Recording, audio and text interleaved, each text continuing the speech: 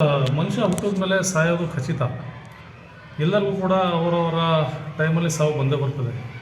ಸಾವಿಗೆ ಎದುರ್ಕೊಂಡು ನಾವು ಸೇವೆ ಮಾಡದೆ, ದೇವರು ನಮ್ಗೆ ಶಕ್ತಿ ಕೊಟ್ಟಿದ್ದಾನೆ, ನಾವು ಸೇವೆ ಮಾಡದೆ ಸಾಯೋನ್ನ ಅಲ್ಲೇ ಬಿಟ್ಟರೆ ಈ ಹೆಣ ಎತ್ತವ್ರು ಯಾರು ಸರ್? ಹೆಣನ ಯಾರು ಎತ್ತಾರೆ? ಕಾಯಿಲೆ ಬಿದ್ದವ್ರನ್ನ ಅವ್ರಿಗೆ ಯಾರು ಚಿಕಿತ್ಸೆ ಕೊಡ್ತಾರೆ? ಆ ಸಮಯದಲ್ಲಿ ಮಾನವೀಯತೆ ಮತ್ತು ಮನುಷ್ಯತ್ವದ ದೃಷ್ಟಿಯಿಂದ ನಾವೆಲ್ಲರೂ ಕೂಡ ಮನುಷ್ಯರು, ನಾವೆಲ್ಲರೂ ಸೇರಿ ಯಾರು ಈ ಕಾಯಿಲೆಗೆ ಒಳಪಟ್ಟಿದ್ದಾರೆ ಅಂಥವ್ರಿಗೆ ಚಿಕಿತ್ಸೆ ಕೊಡುವಂಥದ್ದು ಒಂದು ತುಂಬಾ ದೊಡ್ಡ ಸೇವೆ ಅಂತ ನಾನು ಭಾವಿಸ್ತೀನಿ. ಕೋವಿಡ್ 3ನೇ ಅಲೆ ಭೀತಿಯಲ್ಲಿ ಸದ್ಯ ಇಡೀ ದೇಶವೇ ಇದೆ. ಇಂತಹ ಸಂದರ್ಭದಲ್ಲಿ ತುಮಕೂರಿನ ಸಲಾಂ ಹೆಲ್ತ್ ಕೇರ್ ಸರ್ವಿಸ್ ಮೂಲಕ ಕಾಂಗ್ರೆಸ್ನ ಹಿರಿಯ ಮುಖಂಡ ಮಾಜಿ ಕೆಪಿಸಿಸಿ ಕಾರ್ಯದರ್ಶಿ ಇಕ್ಬಾಲ್ ಅಹಮದ್ ಅವರು ಸಾರ್ವಜನಿಕರ ಸೇವೆಗೆ ಮತ್ತೊಮ್ಮೆ ಸಜ್ಜಾಗಿದ್ದಾರೆ. ಸುಮಾರು 5 ವರ್ಷಗಳಿಂದ ಜನರ ಆರೋಗ್ಯ ಕಾಪಾಡುವ ನಿಟ್ಟಿನಲ್ಲಿ ಉಚಿತ ಆರೋಗ್ಯ ಸೇವೆಯನ್ನು ಆರಂಭಿಸಿದ ಇಕ್ಬಾಲ್ ಅಹಮದ್ ಅವರು ಫೀವರ್ ಕ್ಲಿಕ್ ಮೂಲಕ ತಮ್ಮ ಸೇವೆಯನ್ನು ಆರಂಭಿಸಿದರು.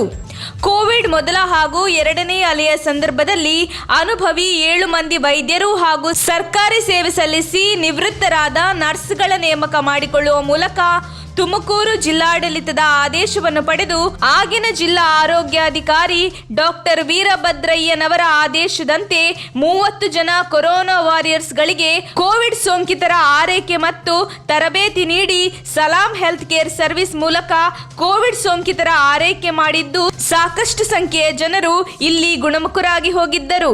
ಜಿಲ್ಲಾ ಆರೋಗ್ಯ ಅಧಿಕಾರಿಗಳ ಮೂಲಕ RT-PCR ಕಿಟ್ಗಳು ಮತ್ತು ಔಷಧೀಯ ಸಹಾಯ ಪಡೆದು ಸಲಾಂ ಹೆಲ್ತ್ ಕೇರ್ ಸರ್ವಿಸ್ನ ಕೊರೋನಾ ವಾರಿಯರ್ಸ್ ತಂಡ ಸೇರಿ ಸುಮಾರು 3,000 ರೋಗಿಗಳಿಗೆ ಉಚಿತ ಆರೋಗ್ಯ ತಪಾಸಣೆ ನಡೆಸಿದೆ. ಇದೀಗ ಪ್ರಾರಂಭದ ಹಂತದಲ್ಲಿರುವ 3ನೇ ಅಲೆಯ ಸಂದರ್ಭದಲ್ಲಿ ಮಾತನಾಡಿರುವ ಇಕ್ಬಾಲ್ ಅಹಮದ್, ಸಾರ್ವಜನಿಕರು ಭಯ ಪಡುವ ಅಗತ್ಯವಿಲ್ಲ. ಸರ್ಕಾರದ ಮಾರ್ಗಸೂಚಿಗಳನ್ನು ಪಾಲಿಸುವ ಮೂಲಕ ದೈಹಿಕ ಅಂತರ ಕಾಪಾಡಿಕೊಂಡು ಪ್ರತಿಯೊಬ್ಬರು ಮಾಸ್ಕ್ ಧರಿಸಿ ನಿಗದಿತ ಅವಧಿಯಲ್ಲಿ ಲಸಿಕೆ ಪಡೆಯುವ ಮೂಲಕ ಕೊರೋನಾ ಹಾಗೂ ಒಮಿಕ್ರಾನ್ ತಡೆಗಟ್ಟುವ ಪ್ರಯತ್ನ ಮಾಡಬೇಕಾಗಿದೆ. ಸಲಾಂ ಹೆಲ್ತ್ ಕೇರ್ ಸರ್ವಿಸ್ ಸಾರ್ವಜನಿಕರ ಸೇವೆ ಮಾಡಲು ಸದಾ ಸಿದ್ಧವಿರುತ್ತದೆ ಎಂಬ ಆತ್ಮವಿಶ್ವಾಸವನ್ನು ತುಂಬಿದ್ದಾರೆ.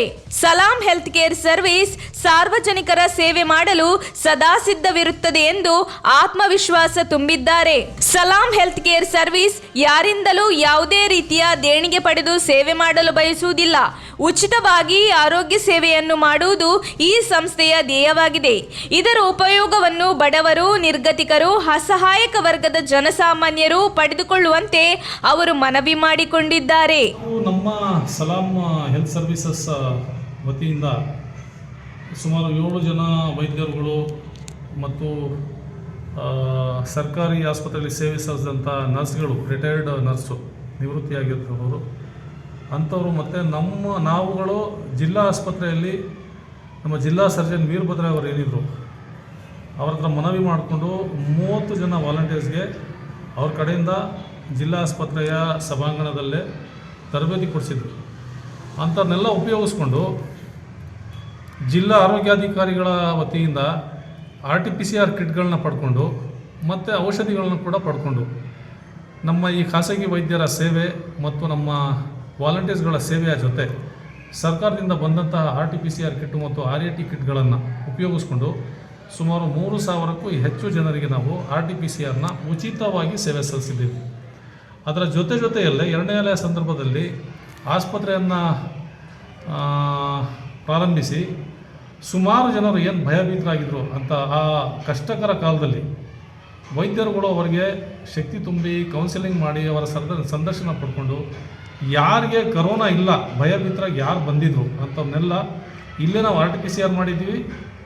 RT-PCR ಪಾಸಿಟಿವ್ ಬಂದವ್ರನ್ನ, ಮೈಲ್ಡ್ ಮತ್ತು ಮಾಡ್ರೇಟ್ ಏನು ಕಾಯಿಲೆಯಿಂದ ಬರೋರಿದ್ರು ಅಂಥವ್ರನ್ನ ನಾವು ಆಸ್ಪತ್ರೆಗೆ ಕಳಿಸಿಲ್ಲ, ಮನೆಯಲ್ಲೇ ಕಳಿಸ್ಬಿಟ್ಟು ಇಲ್ಲೇ ಅವ್ರಿಗೆ ಚಿಕಿತ್ಸೆಯನ್ನು ಕೊಡುವಂಥ ಕೆಲಸ ಮಾಡಿದ್ದೀವಿ.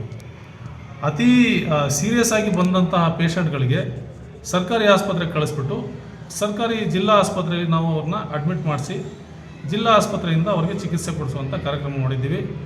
ಅದಕ್ಕೆ ನಾವು ನಮ್ಮದೇ ಆದಂಥ ಆ್ಯಂಬುಲೆನ್ಸ್ಗಳನ್ನ ಬಳಸ್ಕೊಂಡು, ನಮ್ಮದೇ 2 ಆ್ಯಂಬುಲೆನ್ಸ್ ಇದ್ದು ಆಸ್ಪತ್ರೆಯನ್ನು ಬಳಸ್ಕೊಂಡು ವೈದ್ಯರ ಸೇವೆಯನ್ನು ಪಡ್ಕೊಂಡು ಮತ್ತಿತರ ವಾಲಂಟಿಯರ್ಸ್ಗಳ ಸೇವೆಯನ್ನು ಪಡ್ಕೊಂಡು ತುಂಬ ಚೆನ್ನಾಗಿ ಎಲ್ಲರಿಗೂ ನಾವು ಸೇವೆಯನ್ನು ಸಲ್ಲಿಸಿದ್ದೀವಿ. ಅದಕ್ಕೆ ನಮಗೆ ಸರ್ಕಾರದ ವತಿಯಿಂದ RT-PCR ಕಿಟ್ ಮತ್ತು ಔಷಧ ಒಂದು ಬಿಟ್ಟರೆ ನಾವು ಯಾವುದೇ ಕಡೆಯಿಂದ ಯಾವುದೇ ರೀತಿಯ ದೇಣಿಗೆ ಆಗಲಿ ಅಥವಾ ಹಣಕಾಸಿನ ಸಹಾಯವಾಗಲಿ ಏನೂ ಪಡ್ಕೊಂಡಿಲ್ಲ. ನಾವು ಏನು ನಮ್ಮ ತಂಡ ಇತ್ತು ಆ ತಂಡನೇ ಎಲ್ಲ ಖರ್ಚು ವೆಚ್ಚಗಳನ್ನು ಭರಿಸ್ಕೊಂಡು ನಾವು ಉಚಿತವಾಗಿ ಸೇವೆಯನ್ನು ಸಲ್ಲಿಸಿದ್ವಿ. ಮನುಷ್ಯ ಹುಟ್ಟಿದ ಮೇಲೆ ಸಾಯೋದು ಖಚಿತ. ಎಲ್ಲರಿಗೂ ಕೂಡ ಅವರವರ ಟೈಮಲ್ಲಿ ಸಾವು ಬಂದೇ ಬರ್ತದೆ. ಸಾವಿಗೆ ಎದುರ್ಕೊಂಡು ನಾವು ಸೇವೆ ಮಾಡಿದೆ, ದೇವರು ನಮ್ಗೆ ಶಕ್ತಿ ಕೊಟ್ಟಿದ್ದಾನೆ, ನಾವು ಸೇವೆ ಮಾಡಿದೆ ಸಾಯೋನ್ನ ಅಲ್ಲೇ ಬಿಟ್ಟರೆ ಈ ಹೆಣ ಎತ್ತವ್ರು ಯಾರು ಸರ್? ಈ ಹೆಣನ ಯಾರು ಎತ್ತಾರೆ? ಕಾಯಿಲೆ ಬಿದ್ದವ್ರನ್ನ ಅವ್ರಿಗೆ ಯಾರು ಚಿಕಿತ್ಸೆ ಕೊಡ್ತಾರೆ? ಆ ಸಮಯದಲ್ಲಿ ಮಾನವೀಯತೆ ಮತ್ತು ಮನುಷ್ಯತ್ವದ ದೃಷ್ಟಿಯಿಂದ ನಾವೆಲ್ಲರೂ ಕೂಡ ಮನುಷ್ಯರು, ನಾವೆಲ್ಲರೂ ಸೇರಿ ಯಾರು ಈ ಕಾಯಿಲೆಗೆ ಒಳಪಟ್ಟಿದ್ದಾರೆ ಅಂಥವ್ರಿಗೆ ಚಿಕಿತ್ಸೆ ಕೊಡುವಂಥದ್ದು ಒಂದು ತುಂಬ ದೊಡ್ಡ ಸೇವೆ ಅಂತ ನಾನು ಭಾವಿಸ್ತೀನಿ. ಸಾವು ದೇವ್ರ ಕೈಲೇ ಇದೆ. ಹೆದರ್ಕೊಂಡು ನಾವುಗಳು ಎಲ್ಲ ಸುಮ್ಮನೆ ಆಗ್ಬಿಟ್ರೆ ಸರ್ ಹೆಣನ ಯಾರು ಎತ್ತಬೇಕಾಗಿತ್ತು? ಅಂತಿಮ ಸಂಸ್ಕಾರ ಯಾರು ಮಾಡಬೇಕಾಗಿತ್ತು? ಅದಕ್ಕೆ ಹೆದರ್ಕೊಂಡಿರೋರು ಜನ ಮನೆಯಲ್ಲಿದ್ದರು. ಆದರೂ ಕೂಡ ಸಮಾಜದಲ್ಲಿರುವಂಥ ಕೆಲವು ಮಾನಸಿಕ ತುಳಿತ ಉಳ್ಳವರು ನಾವೇನಾದರೂ ಈ ಮನುಷ್ಯತ್ವಕ್ಕೆ ನಮ್ಮ ಕಡೆಯಿಂದ ಏನಾದರೂ ಕೊಡುಗೆ ಕೊಡಬೇಕು ಅನ್ನೋ ರೀತಿಯಲ್ಲಿ ಯಾರು ಯೋಚನೆ ಮಾಡ್ತಾವ್ರೆ ಅಂಥವರೆಲ್ಲ ಬಂದು ಆಚೆ ಕೆಲಸ ಮಾಡಿದ್ದಾರೆ. ನಾವು ಆ ದೇವನ ಮೇಲೆ ಭರವಸೆ ಇಟ್ಟು ನಮ್ಮ ಜೀವ ಕಾಪಾಡೋನವನೇ, ಸಾವು ಕೊಡೋನವನೇ.